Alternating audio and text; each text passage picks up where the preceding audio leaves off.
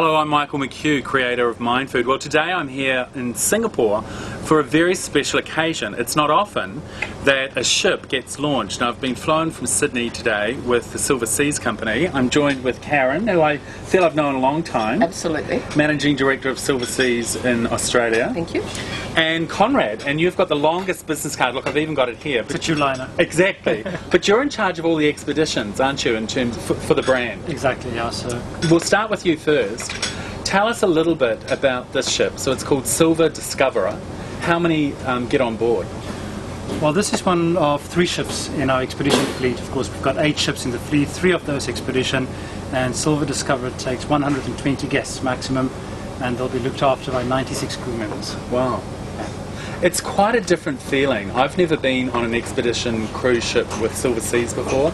It's much smaller, much more intimate, but you go to some extraordinary locations, don't you? In fact, when I plan the itineraries, one of the criteria is I look at port infrastructure, and if they've got a lot of infrastructure, we don't go there. Oh, really? Wow. We really try and go to some of the world's most remote destinations, and just with Silver Discoverer, adding that to our portfolio, we're adding 193 new destinations in 2014. In fact, between our 2 expedition ships that travel internationally, the Silver Explorer and Silver Discoverer, we're adding 290 new destinations this year. And most of them are destinations that you probably have never heard of. Yeah. So you've been very busy. How big is your team in terms of planning all those different destinations? We actually have a very small team, and it's less than a handful of people that are involved in this product.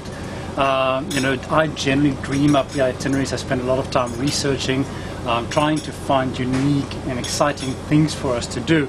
It's a long process. It takes us about 2 to 3 years to come up with itineraries. In fact, when we launched the Discoverer, I chose itineraries that I was actually developing for another one of our ships, the Explorer. And when we got the Discoverer, we then decided to use the Discoverer instead of the Explorer in the Kimberley and Russian Far East, and we took Explorer back into her traditional routes. We spent a lot of time researching these destinations. There's a lot of time. I always say spontaneity takes a lot of planning. Yeah. And so I've got a couple of people that assist. We scout these destinations, we research them, and it is quite exciting. We create dreams every single day. When we plan these itineraries, we create new dreams. And it's a huge responsibility on our shoulders, because if we don't do our jobs and if we don't take that responsibility serious, we play with people's dreams, and we will have people's dreams not being realized. Yeah. It's amazing, though, the chairman of the company in launching the ship today, he spoke of adventure, the importance of eco in terms of, tourists wanting that experience, but also luxury. And I think, as a company, you're one of the few companies that does that so well in terms of that combination. For you, Karen, though, now to have a ship that really, is kind of a big part of Australia. I know one of its first journeys is around the Kimberleys, and it's sold out, hasn't it? It's been that popular. It's been amazing. I mean, we are very good friends as well as work colleagues, and to take a phone call less than just on 12 months ago that, oh, by the way, we're looking at a new ship coming into your market, and predominantly being in Asia Pacific, you can't say my honest response at the time, but today it's thrilling. I mean, to be here doing it and to be sold out before we even get there is fantastic. In less than, officially we went on sale in October last year. Wow. And to fill the Kimberley voyages has been just amazing. I think it's a detriment to the brand, and to this man here that has done all he can to put Silver Sea into expeditions, and we're very blessed. We are truly blessed. Has that been hard in terms of the company's focus to really champion that? Because it's obviously what a lot of tourists now want, don't they? Well, I think what we've realized at Silver Sea is that we're looking at 2 different clientele here. We have got our traditional Silver Sea cruise clientele, and then we have got our Silver Sea expeditions clientele. And the demand for new itineraries are huge. It's absolutely fascinating to see how many of our clients come back again and again.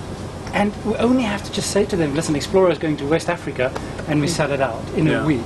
And that's exactly the same what Karen has experienced in the Kimberley. When we announced that we will be operating this vessel in the Kimberley, it was a matter of months, and she managed to sell out the entire season.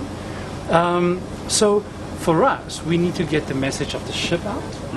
And once people understand that, you know, it is truly a Silver Sea Expeditions vessel, this ship is going to be as successful as her sister ship, the Explorer, which we've experienced phenomenal success with. Yeah.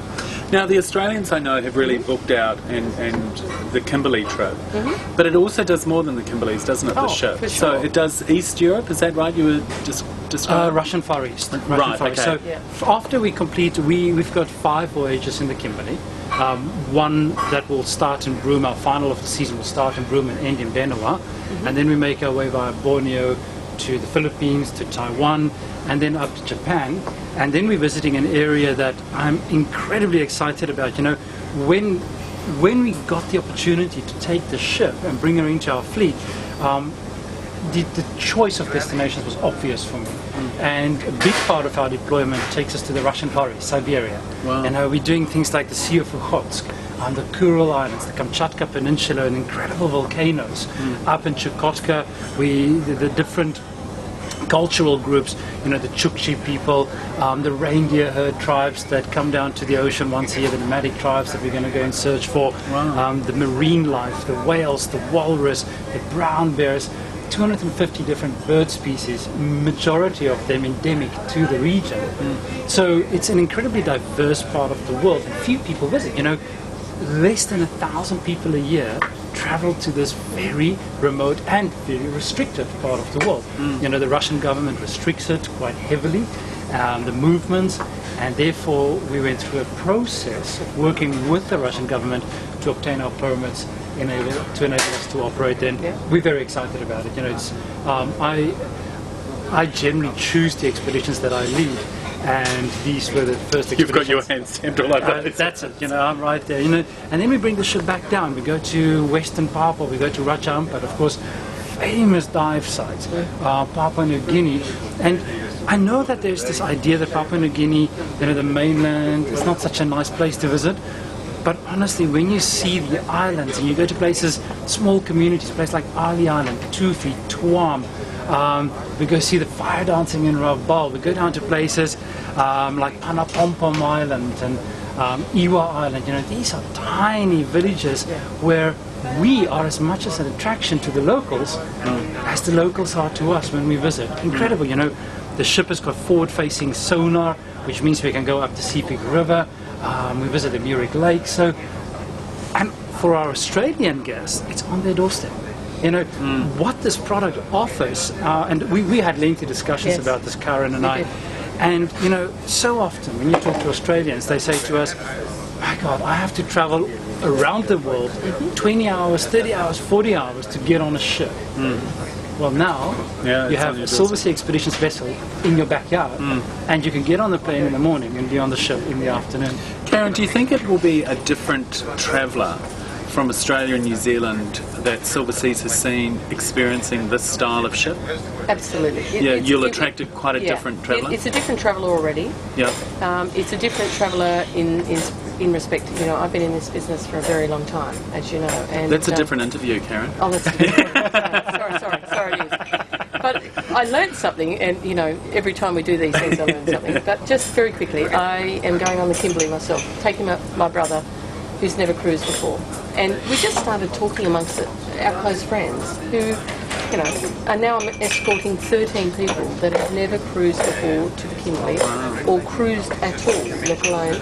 And they're drawn by the Silver Sea brand and the fact that we're there now with this beautiful ship that they think is going to give them that tick off the list, soft adventure, but all the luxury touches. It is a bit of a bucket list destination, isn't it? For particularly Australians. Absolutely. Because you do want to go there. I have been to the Kimberleys, and it's very magical. As I think I said to you last night, it's quite spiritual, actually. Well, I found it. But to actually be able to do it in luxury on a ship will just be a completely different level in terms of experience. And that's why they're going. You know, it's quite amazing. And I thought, oh, where were these 13 people that I needed to hit budget last year? But anyhow, here they are. They're coming. But once you've signed them up, they'll be back again, won't they? I believe they will, because they're already wanting to, you know, come and speak to Conrad at his events and things like that, to do Antarctica and the Arctic and things like that, because there's a clientele still today that believes they are not a typical cruise client. This is not a typical cruise. I mean, I've heard Conrad say to me, if I could get you there any other way than on a cruise ship, that would be fantastic, but it's the best way to do it. Because that's what we produce. Yeah. The best opportunity to get to these places. And they want a unique experience, don't you think? You know, the travellers that you're talking about, they don't want that great big, you know, mass, lots of people. They want quite a unique experience, don't they? Absolutely. You know, I think I'll never forget when I interviewed for my job at Silversea Cruises. The owner of the company, Dottore Manfredo Lefebvre, said to me, he wants us to create the one and only truly luxury expedition company. And my question to him was simple: is what do you want? Do you want me to do soft adventure and just like scratch the surface, or do we do true adventure, true expedition style? And his mandate to me was quite clear. You want a true expedition, and that's what we've created, you know, with the Silver Explorer, now Silver Galapagos, and we will do exactly the same on Silver Discoverer. It's real expedition travel, you know, from the 4 o'clock in the morning landings with 500,000 king penguins in South Georgia. You know, it's the most magical experience you'll have in your life. Seeing Montgomery Reef getting exposed at 5 o'clock in the morning, because that's when the tide is right, and we have all our zodiacs out there. But then we take people onto the sandbank to have a sunrise cocktail, or a sunset cocktail on a sandbank in the Kimberley. You know, those are the kind of experiences that we offer, real expedition. But when they come back on board the ship, there's a butler. There's a cold drink waiting for them, a lovely glass of champagne. Beautiful suite. Beautiful you know, suite. And this is the thing that has been missing in the expedition travel sector for so long. It was almost like it was a rite of passage in the past to go to Antarctica, to go to Kamchatka, to go to the Kimberley. You have to have bunk bed, shared facility, and boiled pork and potato for dinner. And now we've changed that. We've changed that concept. I mean, just look at our restaurants. You know, on this small ship, we've got 3 dining venues, the Hot Rock Grill that we have, the room service. It's about choice. You know, it's about going ashore at 4 o'clock in the morning and coming back for a beautiful leisurely breakfast, or going out for another Zodiac expedition if we so choose. It's about the choice, and that is what Silversea Expedition says. I truly do not think that we're a luxury cruise company offering expeditions. I think if we had that attitude just as a luxury cruise company offering expeditions, we'd fail.